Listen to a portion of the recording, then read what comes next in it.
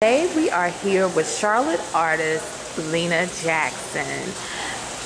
Lena is a renowned cartoonist, but she's talking today about a Black History and Women's History project that she did at Johnson C. Smith University in Myers Hall, which is one of the oldest residential dorms on the campus of the college campus. So Lena, tell us about the mural that you did at Johnson C. Smith. Well, the mural was commissioned by Johnson C. Smith University, of course, with a grant that came from Duke Energy. But the idea came from a student, Sharday Adams. She is the current Miss Myers Hall, and she wanted to do a beautification project because I'll be very honest with you, the original walls were maroon and I think peach, yeah. So it was time for a change, and that's where I came in, and the idea was to do a empowerment piece.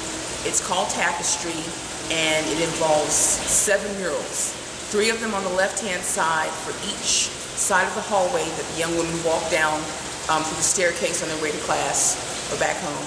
And then on the right-hand side, there are another 3 murals, and it's a combination of text and artwork with affirmations, famous quotes from different people, as well as silhouette arts that depict whatever that particular affirmation or quote is about. And then in the main lobby, there is a giant mural that pretty much covers that entire living room space, where there are a total of 14 women of color, not all African American, but majoritively African American women, famous women that had an impact, women of substance.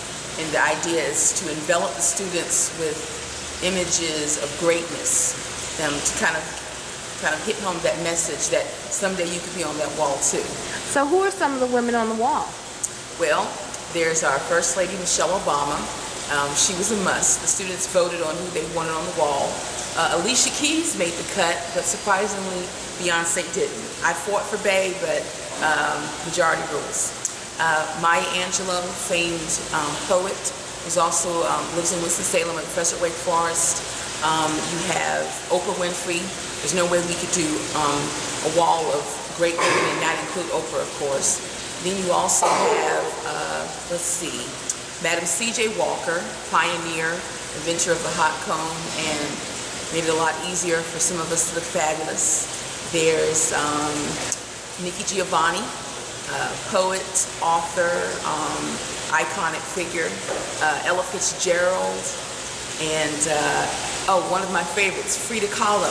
A lot of people won't know her by looking at her, but she was actually a very famous artist as well as activist.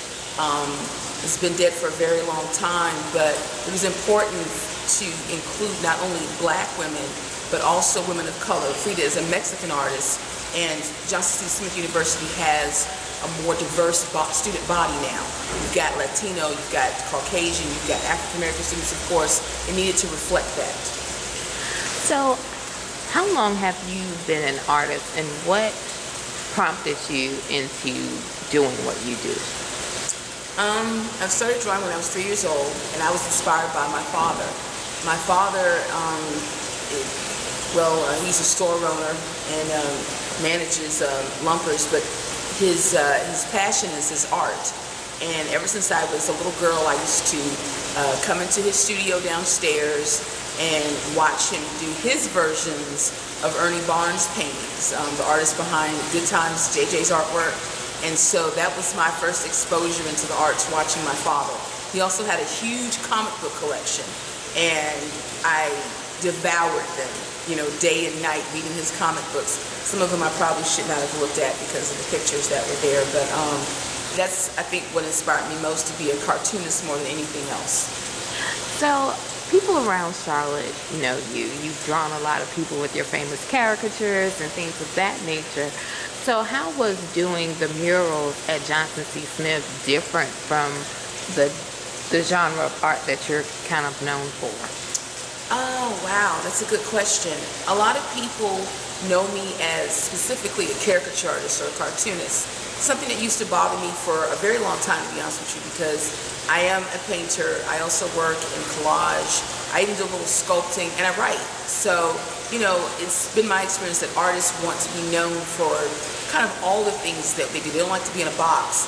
But one of my mentors, Tommy Robinson, once told me, it's good that you have a niche. It's better to be known for something instead of not known for anything, like a jack of all trades, master of none. Doing portraiture is very similar to caricature, but it's sort of like getting your mind to sort of switch over to that part, put a little more detail into it, and focus less on exaggeration. So it wasn't that difficult for me, but either way, I love drawing faces. I'm an artist that, whether it's realistic portrayal or whether it's a stylized cartoon, I have a thing about the human face, the human body. That's what moves me the most. I connect the best with that. So, what are some of your pieces that you enjoy the most and that you want people to see more than anything else? Wow. Let's see here.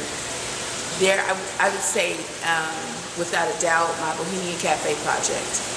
That is my comic book series, my labor of love that I started back in the 1990s, and is now, shameless plug approaching, getting ready to be turned into an animated cartoon series.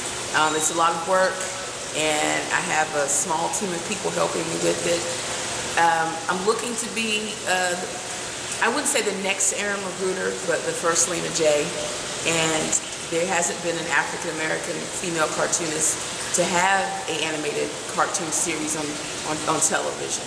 You know, there's been pretty much the Boondocks, and there have been a team of other artists and writers who've been a part of other people's projects, but not their own creation. Oh, I'm sorry. And there's also been Dwayne McDuffie with the Static Shock, but, you know, no sisters in the game. So I figured it's time for me to put my hat up into it. So, I guess, what is some advice that you would give to someone who is trying to be an artist? What should they do? First thing that comes to mind, gut instinct to say, draw all the time. Literally draw all the time. And I do mean by that carrying a sketch pad with you, because you never know where you'll get inspiration. I saw someone today with this rocking Superman t-shirt and these red stockings, and I was like, oh, I so want to draw her. So, you want to keep a sketch pad with you at all times. Constantly draw, and draw everything. Draw rocks, draw leaves, draw people, draw stores. You need that, because an artist needs to have like a mental repertoire that they can go to when they're searching for something to draw on the spot. And as a caricature artist, somebody could ask me anything they want me to draw, and I don't have time to go Google it. So I need to have visuals. I need to have experience drawing different things. Go to museums, go to galleries, associate with other artists. Don't box yourself into your own little space and only have your work to look at. Don't get it twisted. Everyone is influenced by everyone. Everything is derivative of someone else's work. So yeah, maybe in the beginning your work will look maybe sort of like that artist or this artist, but that's important. But more than anything, I would definitely say surround yourself with art. Have other interests, but the best way to become an artist is to do art and to be around other people who do it as well. Now, Charlotte, would you say that Charlotte is friendly to artists? We've seen like a lot of the art galleries in where we presently are in NoDa closed. What do you think the environment in Charlotte is like for artists? Wow. Let's see. And don't be PC. Never that. Okay, let's see here. Here's my, okay, seriously. Good and bad. I have had good experiences, but that's because I have really gone out of my way to make it work for me and worked out of the box. Is Charlotte good for artists? I would say this is not an artsy town. I would say this is a bank town. And I think a lot of artists would agree with me. There is an art scene here, and it is one that I'm involved in, and I've been able to get work as a cartoonist, but I will say thank God for the internet. If it were not for email and websites and social media where I can promote my work, I would probably have to go get a real job like everybody else. So I guess the short answer is, it's what you make of it.